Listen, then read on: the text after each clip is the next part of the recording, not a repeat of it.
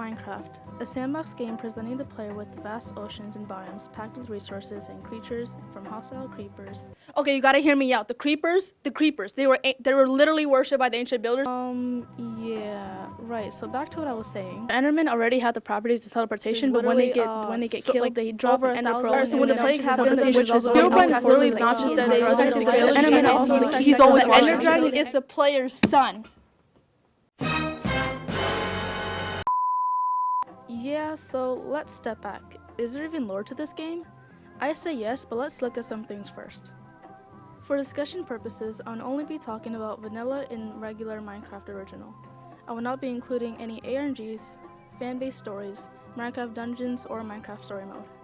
Before we could potentially find lore in Minecraft, let's take a look at how we found lore, quote-unquote, in real life for, I don't know, the past thousands of years.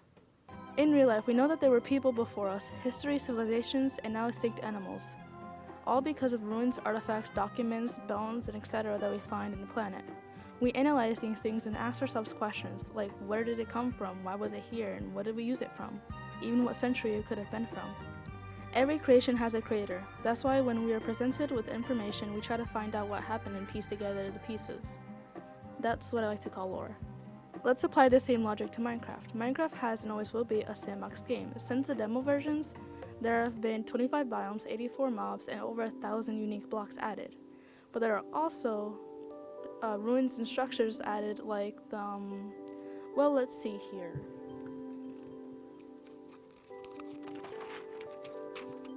Ocean Monument, Wooded Mansion, Strongholds, Ruined Nether Portals, Dungeons, Abandoned Village, Mob Fossils, Desert Wells, Ocean Ruins, Shipwrecks, Deserts, Pyramids, Jungle Temples, Igloos, and End Cities, Ancient Cities, Mine Shafts, Trial Chambers, Buried Treasure, Trial Ruins, and yeah, that's pretty much it.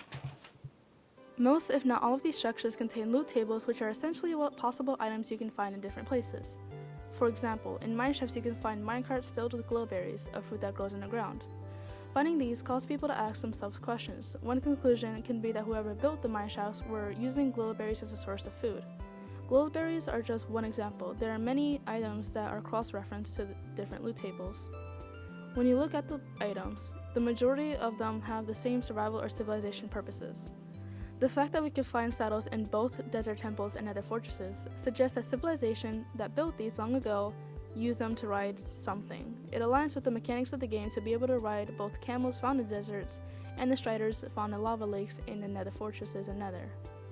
In real life, when people found fossils underground, we didn't just think that it was a natural resource. We knew it had to have gone there somehow, so we continued asking ourselves questions about it. We eventually came to the conclusion that there were once animals that are now extinct, like mammoths, dodo birds, and dinosaurs. Due to the depiction of cave paintings, some now believe that we used to hunt mammoths for their furs. In both cases, we were presented with information and came to a conclusion about it. We didn't live centuries ago to undeniably know 100% if dinosaurs and dodo birds existed, but we know that they do because of what we found. The same thing happened in Minecraft. The game starts after the plague happened, so we can't 100% know if it was there, but based on evidence that we find in the game, we know that it is. If none of what I just said hasn't convinced you enough, the developers of the game itself have confirmed that they make updates and structures based on the lore notes that they have of the game. Matthew Gatland said in an interview, and I quote, "There's a lot of stuff that you as the players don't get to see about, like what the structure is here, or who built it, what was their society all about, which we are definitely not going to tell you, but we had to know that to be able to create the structure and make sure it's consistent. I went through all of their notes about the society who lived here, and kind of translated that into a loot table. But what we're trying to do here is choose items that actually do say something about the structure." There is lore. Regardless, Minecraft is a game to do whatever you want and always will be. It is your own decision to accept or reject the lore. At the end of the day, Minecraft is a 3D sandbox game that provides the player with a vast dynamic environment for the player to play how they want and at their own pace.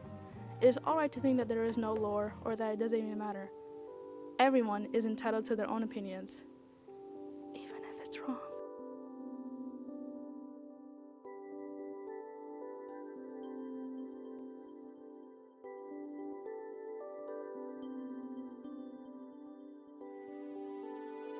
It's okay, guys.